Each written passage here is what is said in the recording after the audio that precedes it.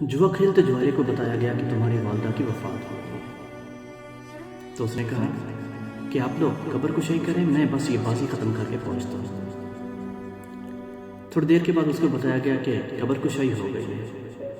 اس نے کہا آپ اس کے کفن کا بندوبست کریں، میں بس تھوڑی دیر تک آتا ہوں۔ اس کو بتایا گیا کہ کفن کا بندوبست ہو گیا، تو وہ کہنے لگا کہ آپ بس اس کو غسل دیں، میں پہنچتا ہوں۔ اس کو بتایا گیا کہ غسل بھی دے دیا گیا۔ تو اس نے کہا کہ آپ بس جنازہ پہنچائیں، میں پہنچتا ہوں۔ اس کو بتایا گیا کہ آپ کی والدہ کا جنازہ گاہ پہنچا دیا گیا۔ اس نے کہا کہ بس آپ مولوی صاحب سے کہیں کہ جنازہ شروع کریں، میں آن پہنچا۔ کچھ دیر کے بعد اس کو بتایا گیا کہ آپ کی ماں کا جنازہ ہو گیا اور تدفین بھی ہو گیا۔ تو اس جواری نے کہا اللہ اس کی مغفرت فرمائے۔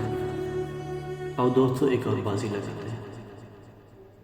یہی صورتحال مجھے پاکستان کے دکھائی دیتی ہے، اور پاکستان کے ادارے جس میں سبھی ادارے شامل ہیں، اسٹیبلشمنٹ ہو، سیاست ہو، عدلیہ ہو، بیوروکریٹس ہوں، ایون ہم لوگ بھی اس میں شامل ہیں۔